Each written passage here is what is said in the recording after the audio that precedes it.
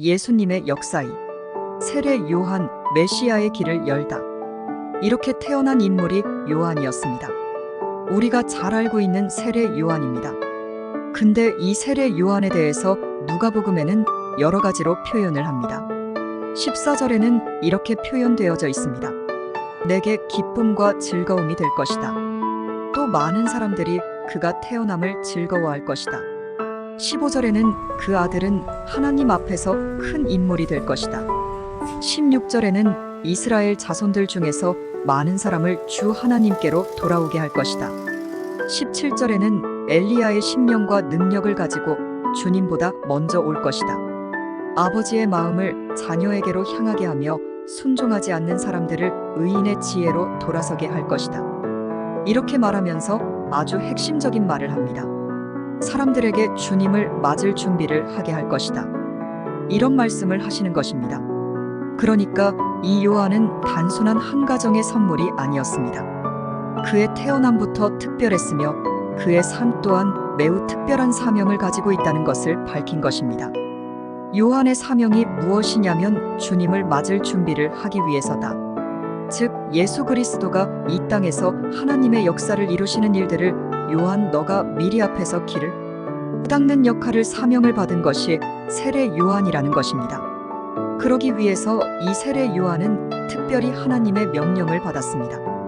그것이 뭐냐 하면 포도주와 술을 마시지 말라는 것입니다. 그래서 이 요한은 태어나고 젖을 뗀 후에 전례에 따르면 당시 매우 엄격한 쿰란 수도원 공동체에 들어가서 소위 말하는 선지자 수업을 받았다고 합니다. 그렇게 광야에서 아무것도 없는 곳에서 하나님 앞에 훈련을 받은 것입니다. 하나님의 뜻을 깊이 깨닫는 훈련, 구약을 세밀히 읽고 암송하는 훈련 혹은 음식을 절제하는 훈련, 그리고 방탕하지 않는 포도주와 술을 마시지 않는 그 엄격한 규율 등을 그의 젊은 생애 동안에 온전히 감당했던 인물이 요한이었습니다. 9. 세례 요한의 외침, 회개하라, 천국이 가까이 왔다. 이러한 연단의 훈련을 통해서 주님의 길을 예비했던 인물이 요한이었습니다. 사람은 누구나 이런 면이 있습니다. 자기의 일을 해야 되고 자기가 성과를 내서 일정한 성취 욕구도 얻고 결국은 자기의 존재감이랄까, 그것을 통해서 자신을 입증하려는 근성이랄까, 속성 말입니다. 그게 일반적인 사람들이 갖는 보편적인 현상일 겁니다. 그런데 요한은 철저하게 자기 자신을 절제하고 주님의 길을 예비하기 위해서 하나님으로부터 지명되었습니다. 그는 성령으로 충만하게 그의 삶이 준비되어지면서 온전히 주님의 길을 예비했던 사람이었습니다. 자기 자신의 존재는 철저히 숨겨지고 오로지 하나님의 의로우심과 선하심, 그리고 하나님의 계획하신 회개의 말씀을 증거했던 인물이 요한이었습니다. 그의 회개하라, 천국이 가까이 왔다는 불같은 외침은 수많은 사람들이 엘리야가 다시 현현했다고 말할 만큼 엄청난 능력의 말씀을 유대인들에게 가감없이 말씀을 선포했을 때 그들은 두려워서 떨었습니다. 우리가 어찌해야 좋을지 모르겠다라고 하는 두려움 속에 요한은 그들에게 물로 세례를 베풀었습니다.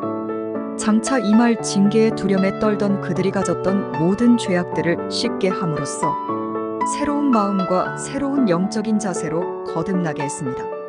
세속의 죄를 벗고 오로지 하나님의 나라를 소망해야 한다고 외쳤던 인물이 세례 요한이었습니다. 10. 아비의 마음을 자녀에게 돌리다. 결국 세례 요한이 외친 회개하라, 천국이 가까이 왔다는 외침은 당시 부패한 종교와 정치, 백성들의 완악한 마음에 대한 외침이었습니다. 이러한 사역의 핵심은 아버지의 마음을 자녀에게로 향하게 하는 역할이었습니다. 이스라엘 백성들이 범죄에서 남과 북으로 분열되어지고 신약 성경인 복음서가 오기 전에 400년 동안 암흑의 시대가 되었습니다. 패망한 이스라엘, 없어진 민족적 자존감, 로마의 압제하에 있는 서러움, 이런 모든 일련의 일들의 중심에는 하나님께 향한 종교성을 넘어서는 마음으로부터의 회개를 동반한 것이어야 했습니다. 천지를 창조하시고 섭리하시는 하나님의 아버지의 마음을 헤아리고 그 뜻에 순종을 깨닫게 하려는 것이었습니다. 하나님의 뜻에 대한 선지자가 없었던 암흑의 시대에 찬란하게 빛나는 빛을 비추는 세례 요한의 외침. 그것은 하나님의 뜻을 드러내는 유일한 절규이며 희망이었습니다. 400년간 없었던 복음의 소식이 세례 요한을 통해 회개를, 그리고 예수님을 밝히 비추는 역할을 했던 인물이 세례 요한이었습니다. 이런 어둠을 뚫고서야 비로소 요한을 통해서 하나님의 새로운 구원의 역사의 서정을 열게 되었던 것입니다. 새로운 그리스도의 복음의 문을 여는 그 사역을 통해서 위대하신 하나님의 역사하심, 그 능력과 하나님 아버지의 마음이 이스라엘 백성들의 마음속에 밝히 드러나게 되었습니다. 하나님의 뜻에 따라 회개하며 떨림으로 순종하게 되어지는 길을 열어주게 된 인물이 세례 요한이었습니다. 이 시대도 마찬가지입니다. 주님의 길을 밝히 드러내는 참된 제자의 상, 신자의 삶이 하나님께로 인도하는 첩경이 될 것입니다. 하나님 아버지의 복되신 뜻을 헤아리며 그 뜻을 이 땅에 이루어지도록 기도하며 우리의 삶을 경건되게 하나님께 마음과 정성을 드려야 하겠습니다. 세례 요한의 목 잘림의 죽음. 15절 하반절에 보면 어머니 뱃속에 있을 때부터 성령으로 충만해질 것이다. 그런 표현이 있습니다. 우리가 요한의 생애를 복음서를 통해서 알고 있지 않습니까? 요한은 목이 잘리는 인간적으로 보면 가장 불행한 최후를 맞이했습니다. 그것도 사악한 여인의 비웃음 가운데 최후를 맞이했습니다. 성령으로 충만했던 한 인물이며 하나님의 사람이었던 그 사람이 비참한 최후를 맞이하게 되어지는 역사적 현장이 있었습니다. 하나님께서 지명하시고 성령의 능력을 충만했던 세례 요한이 비참한 생애를 마감하게 된 것입니다. 참 이해하기 어려운데 요한의 그 과정까지도 성령으로 충만한 삶이었다라고 하는 사실을 우리에게 가르쳐주고 있습니다. 그러니까 우리 인간들이 생각하는 그 선한 것, 행복한 것, 최선의 것 등 하나님께서 역사하시는 그 방식에 있어서 전혀 다른 면이 있다는 것을 볼 수 있습니다. 요한의 사역에는 한계가 있었습니다. 하나님의 뜻을 백성들에게 향하게 하는 것이 사명이었습니다. 예수 그리스도의 길을 평탄케 하는 거기까지가 요한에게 주어졌던 사명이었다는 것입니다. 요한에게는 세상의 명예나 기름진 고기들이 없는 것입니다. 훌륭한 저택도 없으며 푹신한 침대 또한 그에게 부여된 것이 아닙니다. 오로지 천국이 가까이 왔다는 예수님의 천국 복음을 미리 선포하심으로써 예수님을 드높이는 인물이었습니다. 자신은 낮아지고 주님을 높이는 삶, 그게 세례 요한의 삶이고 그의 사명인 것입니다. 우리가 이 땅의 한 생애를 살면서 요한의 생애의 가르침을 회고해 보면서 깊이 깨닫는 것이 있습니다. 하나님께서 각각 개개인들에게 주어진 사역의 한계를 깨달아야 한다는 것입니다. 삶의 한계나 나의 역량들, 그런 것들도 어느 정도 한정되어져 있다라는 생각을 갖습니다. 물론 하나님 앞에 더 많이 쓰이고 더 크게 쓰이고 베드로와 같이 바울처럼 그렇게 쓰임받을 수도 있겠습니다. 그러나 요한과 같이 짧은 생애를 보게 됩니다. 또 비참한 최후까지도 하나님께서 온전하게 쓰임받는 그러한 생애도 있다는 사실을 우리가 깨닫게 됩니다. 요한의 삶처럼 살 순 없을까? 이 시대에 있어서 한 그리스도인으로서 살아가는 가장 중요한 삶의 자세가 무엇일까? 앞에서 잠깐 말씀드린 바처럼 요한은 포도주와 술을 먹지 않고 메뚜기를 먹었다고 했습니다. 석청을 먹었다고 하는데 이는 최소한의 음식을 먹었다는 것이고, 그러기에 방탕한 생활을 하지 않은 절제된 삶을 살았단 것입니다. 그런 요한의 모습 속에 하나님께서 그를 귀하게 사용하셨다라는 생각을 갖게 됩니다. 우리 한국 사회에는 정말 먹을 것도 많고 즐길 것도 많고 해야 할 것들이 너무 많습니다. 저 자신도 습관적으로 핸드폰을 만지작 할 때가 너무 많습니다. 카페에 있을 때는 핸드폰을 딱 이렇게 거치를 해놓습니다만 그래도 습관적으로 그걸 만질 때가 있습니다. 뭘 만지지 않으면 뭔가 이상하다는 허전함을 느끼는 겁니다. 계속 컴퓨터에서 뭔가를 봐야 되고 뭔가 정보를 얻어야 된다고 생각을 하고 습관화가 되어 있습니다. 근데 사실은 뒤돌아서 보면 다 쓸데없는 것들이 너무 많습니다. 어떤 사람이 역류증이 좀 심해서 이랬다 저랬다 했답니다. 근심이 너무 되니까 이게 너무 괴로운 겁니다. 그래서 현명한 사람이 대안을 주었답니다. 이제부터는 근심하지 말고 근심이 있을 때마다 메모를 하라고 일러주었습니다. 그리고 그거를 잠시 잊어라. 그리고 일주일이든 한 달이든 지난 후에 그 메모를 보라고 했습니다. 그리고 일주일이나 한 달 후에 정말 그게 근심될 일이었는지 냉철히 한번 좀 판단해봐라. 그랬더니 진짜 근심하지 않은 일들을 가지고 근심했던 그 어리석은 모습들이 그 메모지 속에 발견이 되었다는 겁니다. 우리가 무엇을 하고자 하는 욕망, 그것이 선한 욕망이든 악한 욕망이든 그것이 이루어지면 어느 정도 성취감이 있을 수 있겠습니다. 그러나 뒤돌아서 보면 전도자가 말한 것처럼 헛되고 헛된 일들이 될 수도 있는 것입니다. 중요한 것은 우리 매 순간의 삶 속에 요한과 같이 하나님만을 바라보고 하나님의 은혜와 하나님의 역사하심을 기대하며 살아야 합니다. 지금 세례 요한의 마음을 갖고 살자. 지금 내 자신이 하나님의 임재하심으로 충만한가? 내가 하나님의 은혜, 그 한가운데 있는가? 그리스도의 복음으로 내 영혼이 충만한가?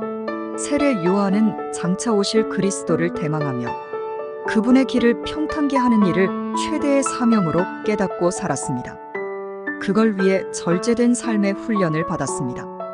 하물며 세례 요한 엘리사벳의 모태와 마리아의 모태에 있는 예수 그리스도가 만났을 그때도 태중에서 기뻐했다까지 했습니다. 태중이기에 못 보는 상황 속에서도 그렇게 영적으로 기뻐할 수 있는 영적인 사람이 요한이었던 것입니다. 우리가 요한과 같을 순 없을 겁니다.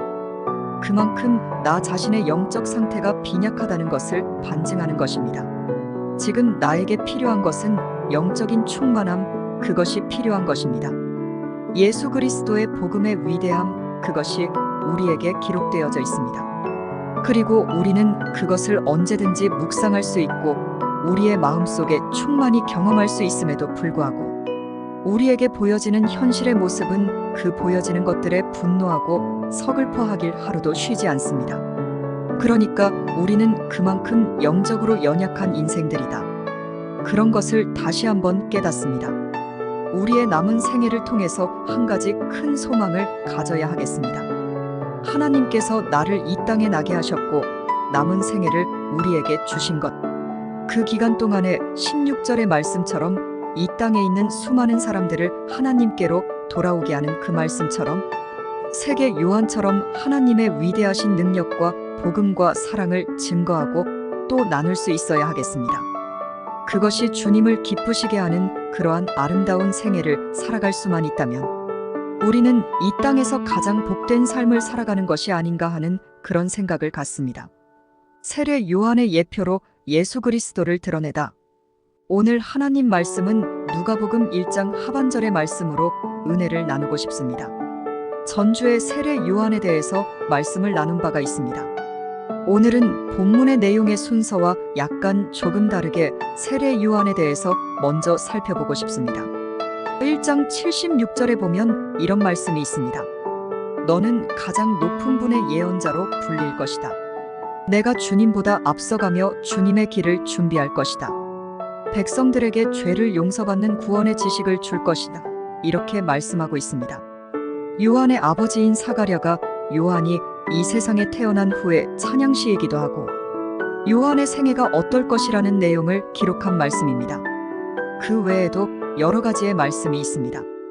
주께서 백성들을 돌보시며 구원을 베푸실 것이다. 다윗의 집에서 우리를 위한 구원의 뿔을 드셨다. 원수를 구원하신다. 그리고 거룩한 언약을 기억하셨다. 라는 말씀도 있습니다. 당시 유대인들에게 예수 그리스도를 이렇게 안내하는 역할을 했던 인물이 세례 요한이었습니다. 그리고 백성들의 죄를 용서하는 구원의 지식을 이렇게 예수 그리스도를 지시하고 지목하게 하는 역할을 했던 분이 세례 요한이었습니다. 이런 면에 봤을 때 이 세상의 참된 중심은 예수님이신 것입니다. 예수님께서 하나님의 아들로서 이 세상에 있는 인생들에게 베푸실 영원한 궁극적인 복이시고 그분이 이룩하실 완전한 이상향인 하나님의 나라. 그것을 세례 요한이 예표하고 그 길을 예표해 주었습니다. 이처럼 예수 그리스도의 참된 구원의 지식을 세상에 처음으로 밝혀주는 역할을 했던 인물이었습니다. 그 세례 요한에 예표된 것을 보면서 우리 신자들이 깨닫는 것은 있습니다. 모든 신자들은 예수 그리스도의 길을 열어주어야 한다는 것입니다. 그분의 이름을 높이는 것이어야 합니다. 그분이 이룩하신 그 위대하신 하나님의 구원의 역사와 인간의 죄사함을 주시는 속죄의 은혜를 깨달아야 합니다. 그분이 주시는 평안과 기쁨과 삶의 목적 말입니다. 승천하신 후에는 성령님을 보내주셔서 연약한 인생들에게 동행하게 하셔서 진리를 깨닫게 하시며 기도하게 하시며 능력을 주시는 그 은혜의 풍성한 말입니다. 그것을 통해서 주님의 이름을 더 높이는 역할을 하는 것이 참된 신자에게 주시는 은혜의 산물이라 하겠습니다. 요한의 절제된 삶이 절실하다. 교회사적으로 살펴보아도 사람의 이름이 너무 높이게 되는 경우들이 종종 있었습니다. 초기에는 하나님의 은혜 그것이 커서 진실된 종으로 시작했을 줄 압니다. 근데 시간이 지나면서 많은 사람들이 그를 추앙하고 따르다 보면 헌금도 많이 쌓이게 됩니다. 결과적으로는 인간의 연약함 때문에 불미스러운 일들이 생기게 되어집니다. 한국 교회도 지금 그러한 부흥의 시대가 낳은 단점들이 하나 둘 드러나고 있습니다. 그런 부작용들이 한국 교회의 화제가 되고 있습니다. 이러한 과오와 실수들 어떻게 해결할 수 있겠습니까?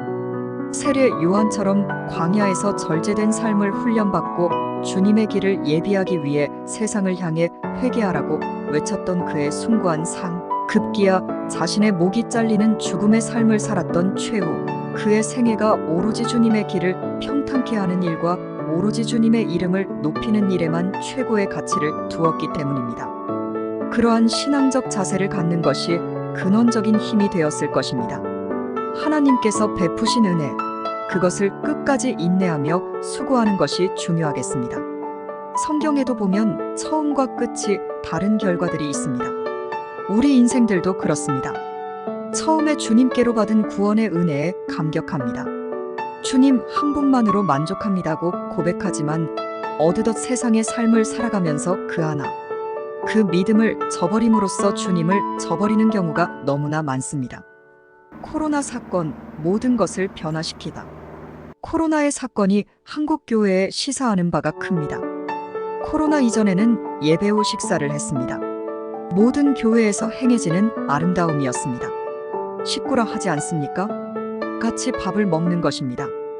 이것은 주님께서 성만찬을 행하시는 깊은 뜻이 담긴 것으로도 이해할 수 있겠습니다. 교회가 행한 2000년의 전통입니다. 그런데 불과 코로나가 심해지자 정부에서는 같이 모이는 것을 금지했고 교회의 점심 식사를 1년 반 정도 금지시켰습니다. 그리고 해제되었습니다. 그런데 교회에 변화가 생긴 겁니다. 이것이 지속된 후에는 교회에서 점심 식사를 하지 않는 게 일반화되었다는 게 문제입니다. 점심을 안 하니 편했던 것 같습니다. 식사를 준비하고 설거지를 하고 정리하는 일이 교회 생활에 나름 힘들고 불편했던 것인지도 모르겠습니다. 그런 것이 코로나 이후에 잠재된 불만이 드러난 것일지 모르겠습니다. 혹은 노년화가 되면서 봉사할 사람이 부족해서 일지도 모르겠습니다. 그러나 가만히 보면 단순히 코로나 이후의 식사 문제만이 아닙니다. 교회가 거대화되면서 헌금이 쌓이면 그것으로 인해 분쟁이 생기는 경우가 허다합니다. 그래, 이런 문제를 해소하고자 교회를 짓고 교육관을 짓고 수양관을 짓습니다. 하다못해 공동묘지를 조성하기도 합니다. 마치 부르지 않으면 쓰러지는 글에서 계속 돌아가야만 하는 것과 같은 이치입니다. 예배당에 모여 하나님을 찬양하며 예배하는 그 신성에 참여하는 영광과 기쁨을 비롯해 예수님을 믿는 그 믿음, 신자의 순결한 삶, 영적인 나눔의 풍성함. 이런 영적인 것보다는 현실 교회의 문제에 허덕이는 것입니다. 이때 세례 요한의 절제된 경건의 모습을 마치 광인의 모습처럼 보일 수 있겠습니다만 오로지 주님의 길을 예비하고 하나님의 나라를 꿈꾸었던 것에 시종일관 자신의 생애를 살았던 모습을 되돌아봐야 하겠습니다. 우리에게 익숙한 요리문답에 인간의 제일 되는 목적은 하나님을 영화롭게 하는 것과 그를 영원토록 즐거워하는 것이다. 라고 수없이 들어서 외울 정도입니다. 그런데 까맣게 잊어버립니다. 그리고 그 위대한 신앙 고백과는 다른 내 삶을 추구합니다. 내 이름을 높이려고 혈안이 되어 있습니다. 그것도 주님의 이름을 빙자해서 말입니다. 독사의 자식이 되는 것입니다. 나 자신이라고 예외가 아닙니다.